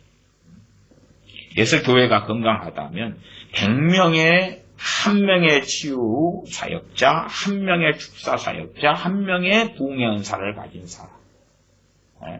한 사람이 다 세 개 다 가지고 있을 수 있는 경우도 있겠죠. 근데 어쨌든 100명에 1명이 세 개 다 가지고 있다 해도 1명에 100명은 감당하기 어렵습니다. 어려워요. 50명을 감당했을 때도 이제 겨우 그 정도면 뭐 어느 정도 제 체험상 경험상 50명에 어쨌든 1명, 50명의 축사 사역자도 1명, 치유 사역자도 1명, 부흥의 은사를 가진 사람도 1명. 아니면 뭐 어쨌든 한 사람이 세 개 다 가질 수도 있고 아니면 두 개의 은사 1명이 1명은 또 하나의 은사 뭐 그렇게 할 수도 있겠죠. 어쨌든 50명 정도 중에서는 물론 한 25명에 1명 정도다. 그러면 뭐 정확히 확실하겠죠. 그 정도가 된다면.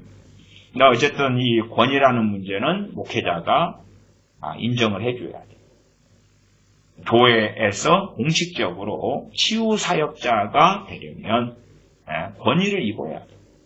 권위를 입으려면 목회자가 은사 중간론자가 아니라 또한 그 치유은사를 받은 사람을 어느 때가 돼야 되죠. 어느 때가. 치유은사 받았다 해서 바로 되는 건 아니에요. 왜? 제 어머니 전사님도 82년에 받았는데 믿은 지 이제 만 1년 좀 넘었는데 근데 치유사역자가 될 수는 없어요.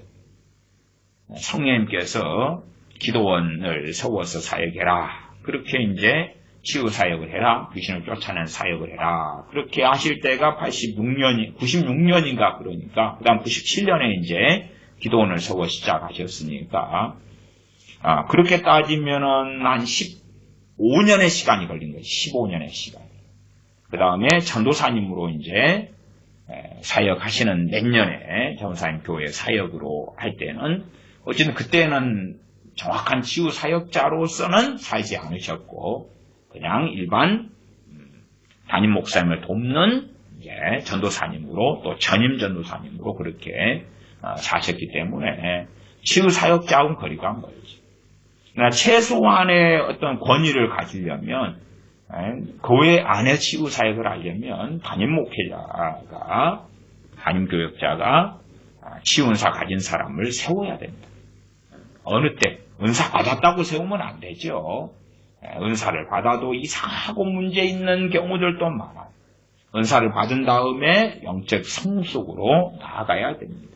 기본적인 신앙 인격도 갖춰야 되고 또한 거저 받았으니 거저 주어라 하는 여러 가지 올바른 그러한 길 속에 들어가야 하겠지. 물론 유감스럽게도 대한민국 교회에서는 오랜 시간 동안에 목사님들이 은사 중단론자들이었어요. 은사 중단론 신학을 가졌더랬습니다. 그래서 특이하게 하나님께서는 한국 교회에 기도원들을 많이 세우셨어요. 왜? 그 치유 은사를 가진 사람들이 은사 중단론 신학을 가진 목사님 밑에서 치유 사역을 할 수 자체가 없고 치유 은사가 발현 자체가 안 돼버리거든요. 그러니까 성령님께서 기도원을 세우게 하셨어요. 기도원을 세워서 이제 하나님께 주신 이 은사를 가지고 치유 사역자의 길에 들어서서 치유 사역을 했던 것이죠. 귀신을 쫓아내는 것도 마찬가지입니다. 물론 유감스럽게도 어떤 사람은 기도원에 부르심 받지 않았는데도 하는 사람들이 너무 많아졌고 또한 심지어는 하나님께서 부르셨는데 정로를 걷지 않는 사람들도 많아졌어요. 성령님의 치유 은사를 잘못 사용하고 또한 정욕을 위해서 물질을 위해서 사용하는 경우도 많았다. 그럼에도 어쨌든 하늘로서부터 온 은사와 부르심 속에서 한국교회에서 일반 교회 안에서는 치유 사역이 어려워서 그래서 따로 불러 세우셨다. 아마 제 어머니 전사님 같은 경우도 교회 안에서 치유 사역을 제대로 인정하고 그 길로 목사님이 바르게 세웠다면 성령님께서 기도원을 세워서 사역해라 그렇게 안 하셨을 수도 있을 가능성도 있겠지. 그러나 전혀 그것하고 다른 길을 목사님이 걸었기 때문에 어느 때가 되어서 기도원을 세우라. 기도원을 세워서 치유하고 축사하는 일을 행하라. 그렇게 되었죠. 물론 어머니께서야 이제 신학을 나오셨으니까 공식적으로도 전도사님이셨고 그런 별 문제가 없었지. 어쨌든 치유은사를 받은 사람들이 대한민국 교회 안에서는 제대로 정착을 못 해왔고 심지어는 목회자 자신들이 이 치유의 은사가 어떻게 나타나고 어떻게 그 치유 사역이 되어져야 될지에 대하여 무지하고 또한 귀신의 역사에 대해서도 무지해서 축사의 은사와 축사 사역자로 부르심받은 사람을 제대로 세우지도 못해서 영적인 세계를 알지도 못해서 그런 이들이 이제 하나님 주시는 부르심에 따라서 기도원을 세워오기도 했었다. 제게도 어떤 분들이 자기 기도원을 세운다고 그런 이들이 있었어요. 그러나 저는 주님께서 그걸 원하시지 않는 사람들이어서 세우지 마시라고 반대를 했어요. 그러나 끝끝내 세워서 자기만 죽을 뿐 아니라 그 기도원 온 사람들도 죽이는 일을 계속하여 한 사람들이 있어요. 그 중에 한 사람은 그런 사람입니다. 딸이 귀신에게 잡혀있어요. 귀신에게 사로잡혔어요. 딸이. 귀신 들려버렸어요. 완전히. 그런데 이제 소위 그분이 계시를 받은 거예요. 자기가 기도원을 하면 그 딸이 자유케 될 것이라고. 그러나 자기도 사실은 상당히 귀신에게 잡혀있어요. 그 당사자. 그리고 오히려 귀신의 통로가 되고 물론 그 딸은 전혀 귀신에게서 해방될 수 없었지. 그 사람의 심성이 바르질 않은 거예요. 자기의 심성도 바르지 않고, 그 다음에 딸이 귀신에 잡혔는데 이미 사로잡혀 버렸는데 딸 나이가 이미 30 진짜 넘었죠. 그러니까 제정신을 가지도 못하니까 이제 그 엄마가 돕는 사람이 돼야 되는데 엄마도 제정신이 아닌데 제정신을 가진 신앙 인격을 가진 사람도 아닌데 어떻게 돕고 하겠어요. 그런 사람들이 와서 도와달라고 해도 성령님께서는 역사를 안 하시고 오히려 그런 사람을 놓고 기도를 해주면 귀신이 아주 그냥 공격이 너무나 심해지고 그리고 대가를 지불해야 돼요. 그 사람의 귀신이 떠나가는 것도 아니고 그 다음 그 사람 역사는 귀신들이 간섭죄를 지어서 간섭죄로 인하여서 심각한 공격을 해요. 공격을 하니까 그런 사람 한번 기도해주고 나면 일주일에 한 달씩 기도가 막혀버려요.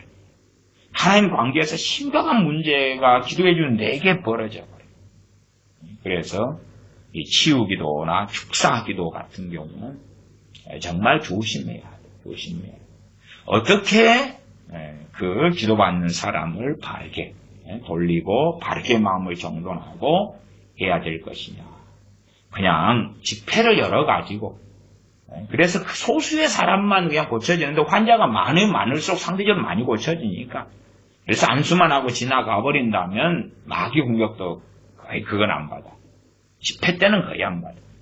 나 개인 기도 때에는 사실은 기도 안 해줄 사람을 기도해 줄 때는 공격을 심하게 받습니다. 상대방에게 마귀 역사가 세면서 할수록 아주 덮어서 오고 뒤집어서 오는데 그런 것을 몇 번을 축사사역자나 치유사역자가 해버리면 그러면은 축사나 치유의 기름 부음도 사라져버리고 은사까지도 심지어 사라져버릴 때도 있고요. 그 다음에 중병이 와버릴 경우도 있어요. 그래서 막무가내 치유사역, 막무가내 축사사역을 하면서 저주가 임해버리는 치유사역자, 축사사역자들도 있는 것을 저는 보아왔어요. 그래서 그 부분에 있어서 과거에도 설교하면서 많이 경계하고 많이 그 부분에 대하여 주의를 기울이는 그러한 말씀들을 해왔었습니다. 누가복음 14장을 보겠습니다. 누가복음 14장 16절부터입니다. 누가복음 14장 16절부터 봅니다. 누가복음 14장 16절부터 이르시되 어떤 사람이 큰 잔치를 배설하고 많은 사람을 청하였더니 잔치할 시간에 그 청하였던 자들에게 종을 보내어 가로되 오소서 모든 것이 준비되었나이다. 다 일치하게 사양하여 하나는 가로되 나는 밭을 샀음에 풀값을 나가보아야 하겠으니 청컨대 나를 용서하도록 하라 하고 다 유대인들에 대한 이야기였습니다. 왜? 유대인은 선민이기 때문에 주님께서 오셔서 잔치를 배설했을 때에 초청을 받았지요. 19절 또 하나는 가로되 나는 소 5겨리를 샀음에 시험하러 가니 청컨대 나를 용서하도록 하라 하고 또 하나는 가로되 나는 장가 들었으니 그러므로 가지 못하겠노라 하는지라. 종이 돌아와 주인에게 그대로 고하니 이에 집주인이 노하여 그 종에게 이르되 빨리 시내의 거리와 골목으로 나가서 가난한 자들과 병신들과 소경들과 저는 자들을 데려오라 하니라. 종이 가로되 주인이여 명하신 대로 하였으되 오히려 자리가 있나이다. 구원의 초청이 있지요. 이제 이방인들에게 아무나 오라 하는 것이지요. 그러면 생각해 보십시다. 종이 가서 시내의 거리와 골목으로 나가서 21절 하반 가난한 자들과 병신들과 소경들과 저는 자들을 데려오라. 그리고 이제 오세요. 우리 주인님께서 잔치를 배설했는데 오라고 합니다. 그러면 이 길에 다니는 사람들이, 길에 다니는 장애인들도 포함되고 소경들, 가난한 자들, 이런 자들이 당신이 뭔데? 당신이 뭔데? 당신의 주인은 누군데? 그러면 주인에 대하여 이야기하지요. 우리로 한다면 하나님께서, 전능하신 창조주 하나님께서 당신을 초청하십니다. 그 구원으로 초대하시고 부르십니다. 하나님을 섬기라고 주 예수 그리스도를 믿으라고 콜링하십니다. 부르십니다. 당신이 뭔데? 당신이 뭔데? 당신 기독교인들 행동 행사 보니까 그러니까 뭔 정말 하나님 살아계신 거 아닌 것 같더만 등등등 여러 경험들도 있겠지요.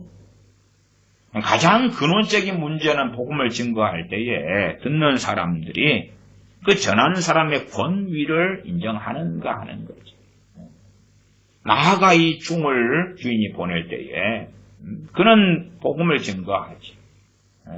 뭐 사람들이 당신 말을 어떻게 믿어? 어떻게 믿어? 그러니까 안 믿는 사람들이라 할지라도 복음을 증거하는 사람들, 그 증거하는 사람들의 말, 그것이 열린 마음을 가지고 받아들이는가? 그걸 다른 말로 제가 권위라고 이야기하기도 합니다. 받아들이면, 그러면 믿음이 역사할 것이고, 받아들이지 않으면, 야, 세상의 종교 중에 하나야. 종교 중에 하나. 당신이 전하는 그 예수님의 어떤 복음이라는 것, 그건 나는 동의할 수 없어.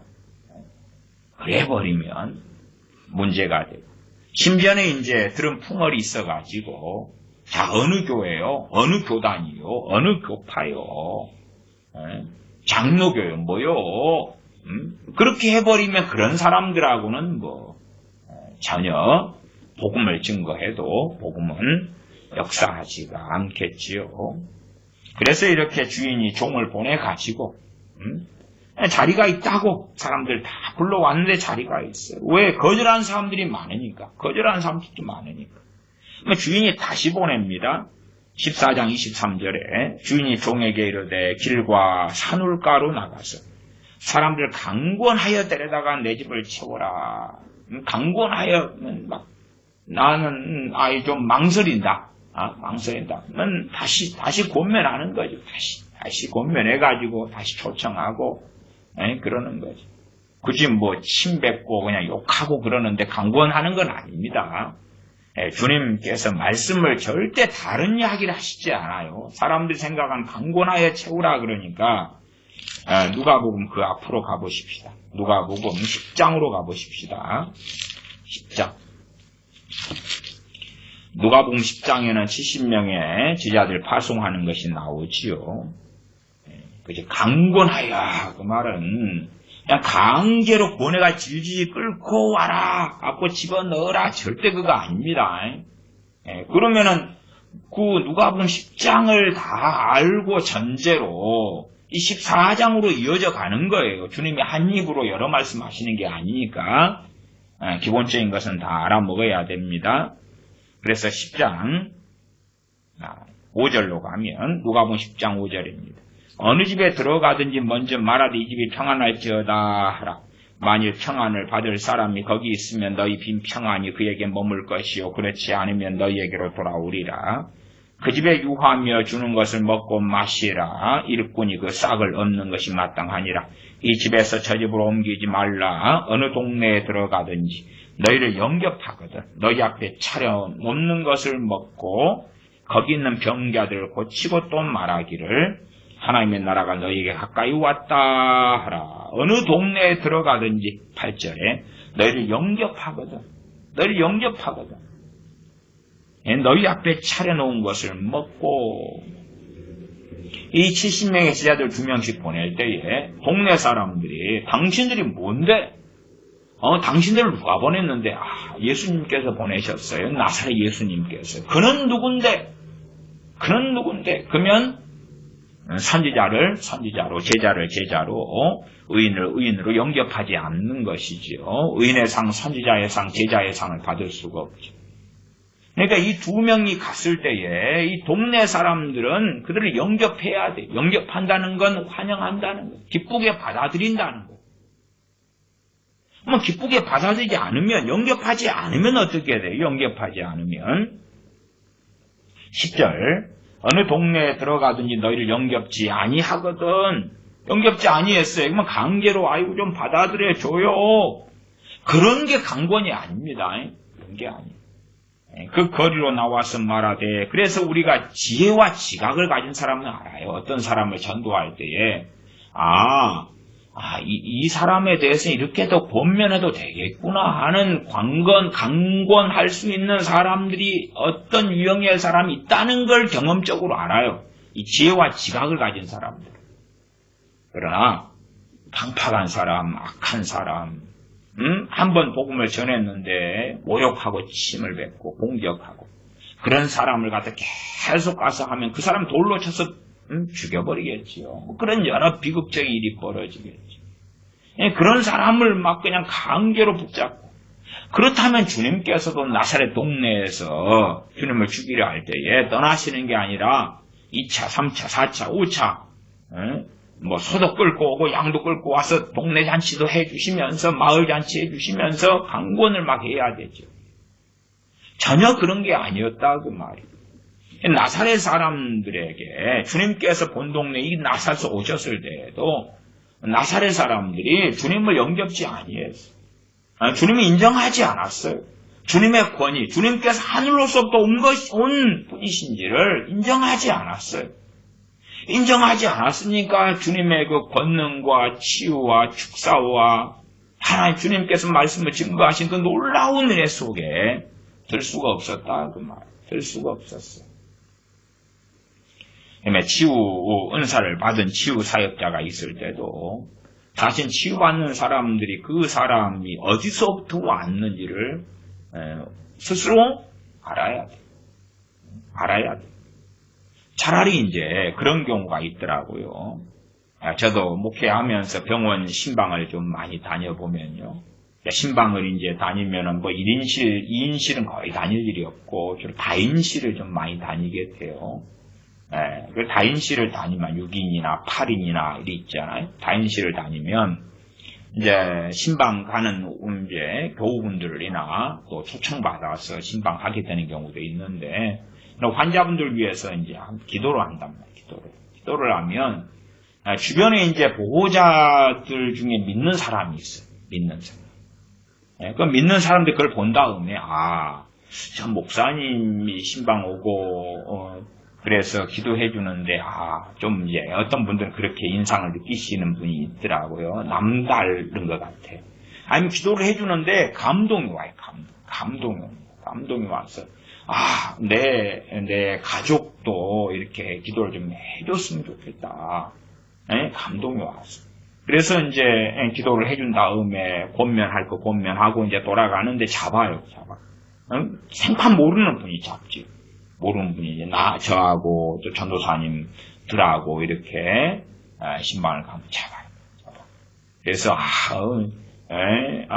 목사님,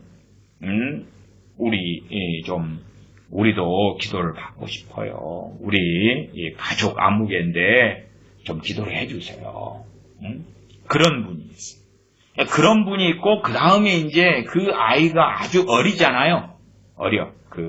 엄마 다치고 엄마의 품 안에 있고 이럴 때는 그 아이가 강팍하지 않을 경우에는 치유가 나타나요.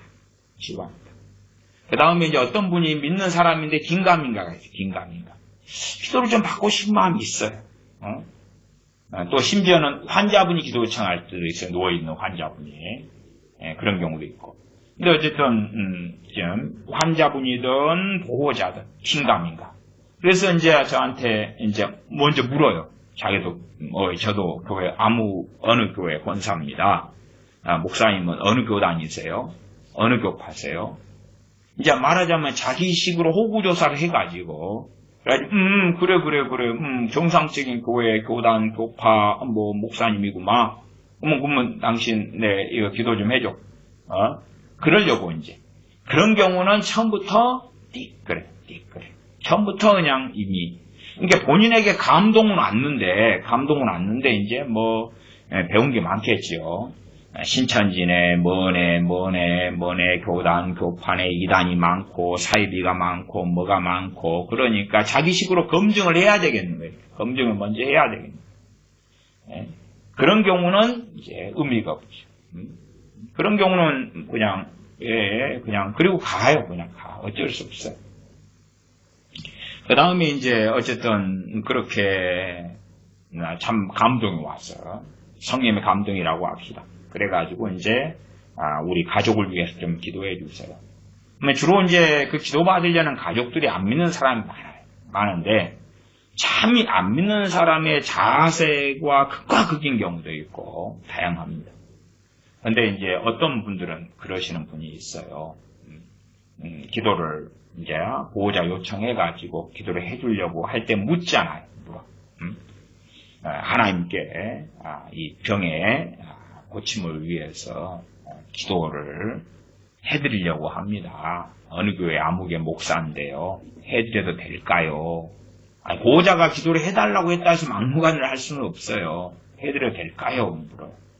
물으면 안 믿는 사람인데 마음이 참 오픈마인드 열려 있어가지고 아이고 하면요. 목사님이시다고요. 어쨌든 대한민국에서 20%가 크리스천인데 가족, 형제, 부모 또 자기 자식이 믿는 사람이고 그런데 뭐 신앙이나 자세히는 몰라도 다 알지요. 그래서 안 믿는 사람인데도 목사님이라는 소리 들으면 존경심을 가지는 이들이 있어요. 존경심을 가지는 이들이. 그냥 제가 어떻게 살아왔는가는 모르죠. 모르는데 목사님이면 존경심을 가져. 그런 사람을 놓고 기도하면 거의 백발백중입니다. 안 믿는 사람인데 믿는 사람도 즉각적으로 치유가 잘 안 되는데 그런 사람은 금방 치유가 돼요. 즉각 기적이 일어나거든요. 그러니까 자기는 안 믿는데 목사님이 기도해 주니까 기도해 준다면 무슨 일이 있을 거예요. 목사님이 하나님께 기도해 주니까 자기는 안 믿는데 목사님이 하나님께 내 병이 고쳐지기를 기도하니까 반드시 효과가 있을 거예요. 자기는 안 믿어도 목사님에 대한 존경심을 가진 사람들이 있어요. 열린 마음을 가진 사람들이 있어요. 그런 사람들은 놀라운 치유나 기적이 일어나는 것을 목격하게 되었습니다. 그러나 이제 믿는 사람들인데도 그래서 권위라 그러죠. 어느 교단인데요. 어느 교파인데요. 또 어떨 때는 이제 부모가 요청하는 경우도 있어요. 부모가. 예를 들어 부모가 제 설교를 듣는 분이에요. 그러니까 자식이 병들어 아픈데 요청을 해요. 그러면 또 자식이 이제 머리가 굵어요. 20대 머리가 굵어요. 그러니까 그 자식은 나는 그래도 목사님 인정하기는 어려워요. 근데 뭐 엄마가 아빠가 요청했으니까 좀 그런 기도 좀 해봐요. 그런 경우는 가자마자 중치가 막혀요.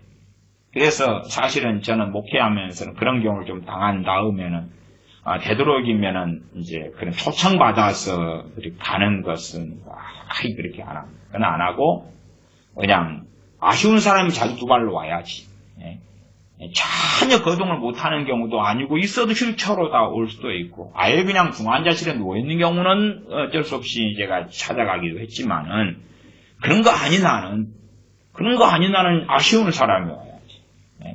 근데 어쨌든 그렇게 해서 이제 예를 들어 그렇다고요. 이제 부모 입장에서는 자기 자식이 믿음이 좋다고 생각하는 거예요.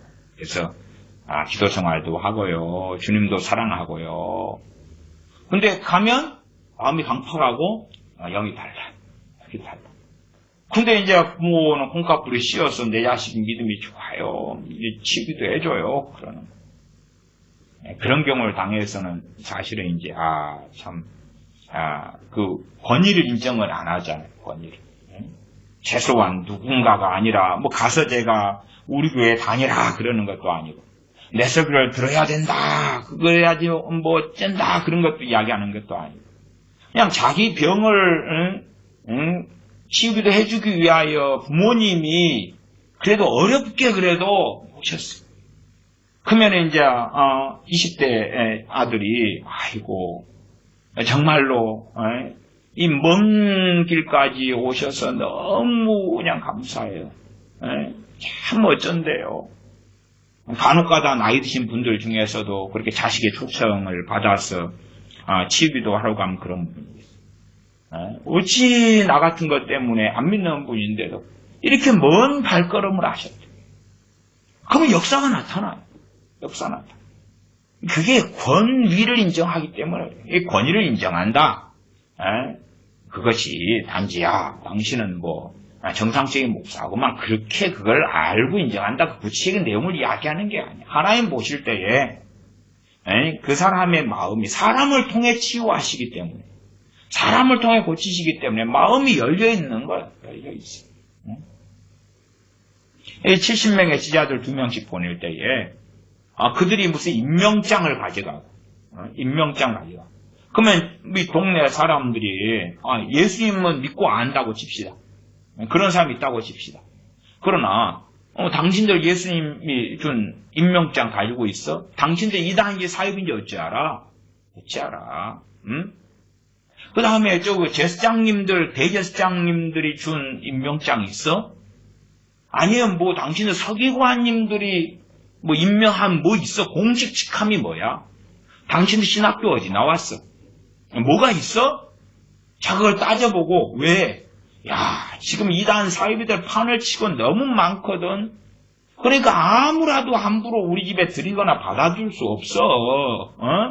우리 동네가 하나 되고 화합되고 너무 좋은데, 너희들이 와서 복음 전한다고, 뭐 하고 그러면, 너희들 말에 동의하는 사람, 동의하지 않는 사람 생겨서 분란이라고 싸움이라고 다툼이라고 갈라져. 그러니까 너희들 좀 어려운데 일단 너희들이 뭘 하고 싶은 것을 제출을 한번 해봐. 그 다음에 마을 장로회의나 마을 회의를 거쳐가지고 그래도 너희들 여기에 며칠 차려할 수 있는지 없는지 확인해 볼게. 그러니까 2명씩 짝지어서 70명의 제자들 주님이 보내시고 12명의 사도를 보내실 때도 임명장을 가지고 가지 않아요. 그리고 그들을 영접하든지 그렇지 않는지 그냥 결정해야 돼요. 결정해야 돼. 결정해야 돼. 오히려 하나님이 보내셨으면, 주님이 보내셨으면, 그냥 뭔가가 머리에 뭐 반짝반짝하는 뭐 별을 달고 다니든지, 몸에 그냥 광채가 막 나든지, 사람 누구나 다 알아볼 수 있는 표적, 기적, 이적으로 뭔가가 증명을 좀 하든지, 아니면 하나님이 보낸 사람이 딱 왔을 때에 하나님의 음성이 나한테 들리는 거라. 쟁쟁쟁하게 불신자든 신자든 다 내가 보냈느니라. 내가 보낸 나의 종이니라. 확증을 하시든지. 그런 걸 기대하는 거예요. 그러나 안 그래요. 70명의 제자들 보낼 때에 그 동네 사람들 가는 마을 사람들마다 영접하든지 말든지. 영접 안 하면 그냥 붙잡고 매달려가지고 아니 병부터 먼저 고쳐줄게요. 귀신부터 먼저 쫓아내줄게요. 그걸 보고 좀 우리를 보낸 예수님을 믿어보면 어떨까요? 그게 아니라 순서는 그렇습니다. 누가복음 10장 8절에 어느 동네에 들어가더니 너희를 영접하거든 너희 앞에 차려놓은 것을 먹고 영접하거든 너희 앞에 차려놓은 것을 먹고 엘리야 선지자가 사렙다 과부에게 갔을 때에 너 지금 가지고 있는 걸 가지고 나를 위해 먼저 떡을 구워와라. 그 다음에 기적을 행하는 거지. 나를 위해 먼저 아니 나 이 남은 걸로 자식하고 떡에 먹고 죽을라 그래요. 아니 나를 위해 먼저 해가지고 오시오. 어느 마을에 들어가면 너희를 영접하거든 너희 앞에 차려놓은 것을 먹고 그 다음엔 거기 있는 병자들을 고치고 말하기를 차려놓은 것을 먹고 병자들을 고치고 병자를 먼저 고쳐 그 다음에 그들은 병자를 고치고 나면 너희를 영접하게 될 것이야. 그게 아니오시다. 그 다음에 10장 10절에 그랬지요. 어느 동네에 들어가거든 너희를 영접지 아니하거든 그 거리로 나와서 말하되 너희 동네에서 우리 발에 묻은 먼지도 너희에게 떨어버리노라. 그러나 하나님의 나라가 가까이 온 줄을 알라 하라. 너희 동네에서 우리 발에 묻은 먼지도 너희에게 떨어버리노라. 너희 발에 묻는 흙을 받고 다녔으니까 흙이 묻었는데 같이 가. 이것까지도 우리한테 묻는 것 정말 원치 않는다. 꼭 남녀가 헤어질 때에 상대방하고 아주 원수가 내가 헤어지면 네 그때 크리스마스 선물해 준 거 이것도 가져가. 다 네에게서 온 건 하나도 나는 전혀 남아있기를 원치 않아요. 근데 어떤 이제 정상적이지 않은 여자분 같은 경우는 남자에게 루이비통도 받고 뭣도 받고 다 받은 다음에 더 이상 나올 게 없어. 그래 너 저리 가. 이런 사람도 있다는 이야기도 듣습니다만은 어쨌든 이 마을에서 묻은 먼지까지도 흙먼지까지도 털어버린다. 그러니까 강권이라는 것이 그 다음에 이어지면서 14장에 나온 것을 이해해야 돼. 아이고 나같이 추레한데 그 잔치에 가도 될까요? 돼요. 아이고 나 그래도 이렇게 복장이 좀 그러고 나 지금 준비가 안 됐는데 이 차림으로는 좀 좋은 옷이라도 좀 다시 집에 있는 거 갈아입고 아직 오시오. 그냥 와. 괜찮아. 얼른 오시오. 얼른 가시오. 얼른 오시오 와. 나 혼자 가기 좀 나만 그게 아니라 내 자식들도 갔으면 좋겠는데 어떻게 가능할까요? 다 가능해. 근데 미안해서 그 차에 할머니가 탔는데 머리에 이고 있는 보자기를 보따리를 못 내려놓는 거예요.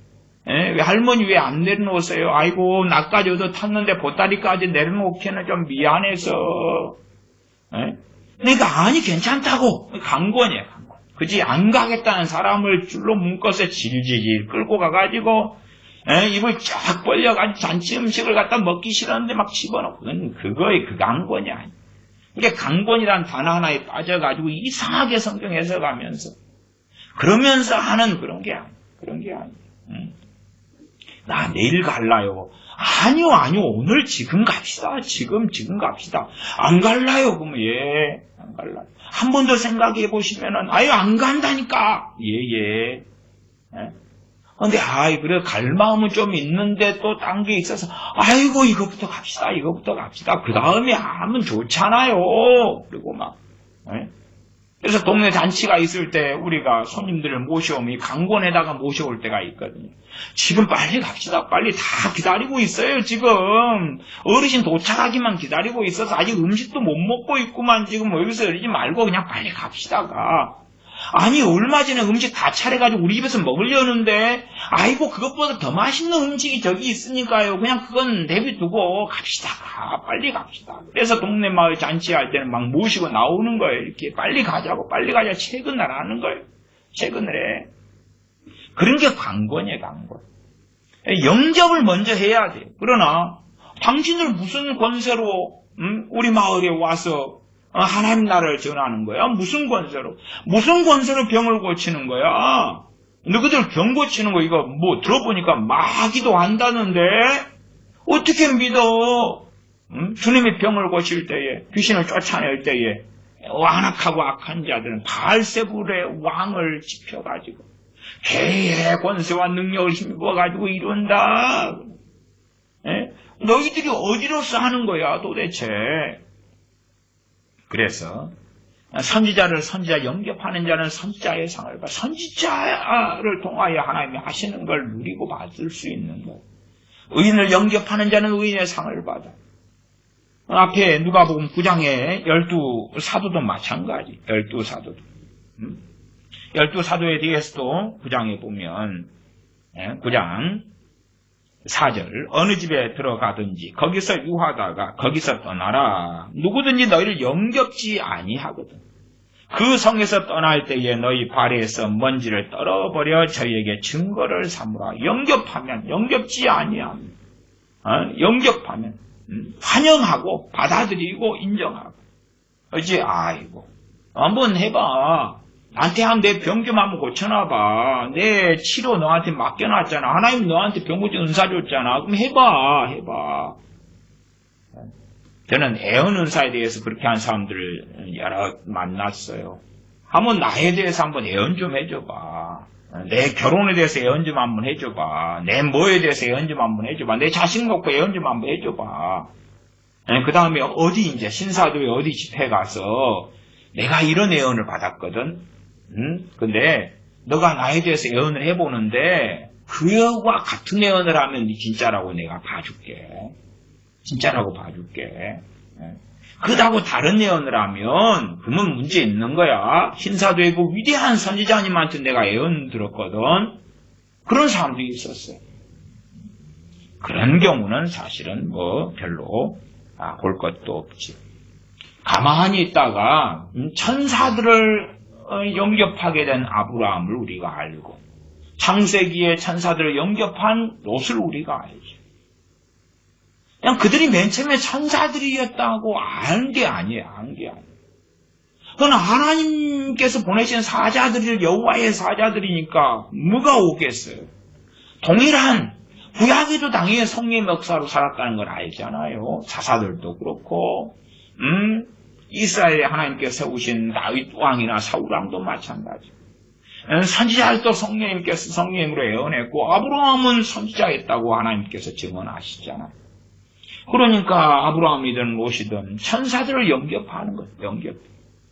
왜? 항상 깨어있고 마음이 준비되어 있습니까? 물론 롯은 소돔에 살면서 그 의로운 심령이 상하게 되었다고 말씀하죠. 그럼에도 천사들을 영접할 수가 있었죠.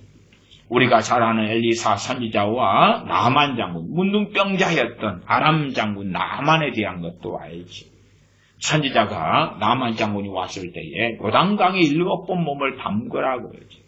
그러니까 나만 장군이 아니 내 나라 내 땅 아람 땅에는 요단강보다 깨끗하고 좋은 그런 강들이 많아. 근데 그 요단강 물 더러운데 거기에 7번 담그라고. 내가 왔으면은 막 손을 얹고 안수하고 뭐 어떻게 하고 그래서 고쳐야 되는 거 아니야? 근데 불친절하게 뭐야? 요단강 7번 담그라니. 저기 선지자 맞아? 그때에 그의 하인이 그렇게 이야기했잖아요. 아니 일단은 합시다. 그 번위에 일단은 따릅시다. 더 어려운 걸 시켜도 해야 될 거 아닙니까? 근데 이렇게 쉬운 걸 시켰는데 왜 안 하려고 그러시오? 설득을 해가지고 결국 순종을 했지. 그 다음에 몸이 문둥병이 깨끗이 나서 어린아이 피부처럼 변했지. 그 선지자의 권위를 인정하느냐 안 하느냐? 인정하느냐 안 하느냐? 그런 것처럼 치유사에게 있어서는 이 권위라는 것이 아주 중요하다. 아주 중요해서 그래서 권위가 인정받지 않을 때 우리 주님께서 나사렛에서 주님의 권위가 인정받지 않을 때 또한 우리가 본문을 읽었을 때 누가복음 20장에서도 그렇지요. 제사장들과 서기관들과 장로들이 주님의 권위를 인정하지 않았지. 물론 그들은 주님의 길을 예비하러 온 세례 요한의 권위부터 하나님 아버지께로부터 온 권위부터 인정하지 않았지. 우리가 신앙생활 할 때에 어쨌든 목회자들의 권위가 어디서부터 왔는가 우리는 확증하고 우리의 동일한 성령으로부터 알아야 될 것이고 무엇보다 치유사역이다. 그러면 그의 권위를 인정하느냐 그렇지 않느냐. 물론 잘못된 사람들이 있어요. 주님께로부터 보내심 받지 않은 사람이 있다는 건 뻔한 것이에요. 그러니까 이제 어쨌든 우리가 잘 선택하고 판단해야 되겠지. 그 다음에 그 결과의 책임도 우리가 져야 되겠지. 마치 그냥 어느 아파트 부동산 오를 거예요. 주식 어찌 오를 거예요. 내릴 거예요. 해서 선택을 잘하면 세상적으로 한다면 이익을 볼 것이고 선택을 잘못하면 손해를 보겠지. 파는 시점도 내가 적절한 시점에 팔면 이익을 볼 것이고 잘못된 좋지 않은 시점에 팔면 손해를 볼 것이죠. 그런 것처럼 우리가 어떻게 잘 분별하고 판단할 것인가. 그럼에도 하나님께서 보낸 사람이 있다. 하나님께서 세우신 그런 치유 사역자가 있다. 그럴 때에는 그의 모든 것이 옳다는 게 아니라 그가 내 삶의 치유와 또한 축사라면 축사의 영역에 관련된 진리의 말씀에 대하여 증거할 때에 그것이 참으로 말씀에 따라 옳으면 순종하고 따르고 할 때에 치유와 축사가 효과적으로 효력 있게 나타날 것이다 하는 것입니다. 기도하겠습니다. 아버지 하나님, 치유 사역자와 권위에 대하여 함께 살펴보았습니다. 우리가 지혜와 지각과 분별력을 가지고 하나님께서 세운 종인지 혹은 사람에게서 자의적으로 스스로 권위를 입은 사람인지 분별할 수 있는 그러한 지혜로운 분별할 지각을 가진 사람이 되도록 도와주시옵소서. 또한 우리의 인생사 속에서 많은 질병의 치유가 필요한 일들이 생기고 더러운 귀신의 공격 속에 내 힘으로 벗어나지 못할 때들이 순간들이 옵니다. 그때에 하나님께서 주신 각 지체들에게 나눠주신 은혜와 은사를 따라 직분을 따라 또한 하나님께 세우신 치유 사역자를 통해서 우리가 도움을 받아 영육간에 강건하게 될 때가 필요할 터인지 지혜와 지각을 가져서 그런 이들을 분별하고 효과적으로 도움을 받으며 소생함을 입으며 주님 앞에 서서 살아가는 그러한 자녀들 되도록 도와주시옵소서. 우리 주 예수님의 이름으로 기도하옵나이다. 아멘.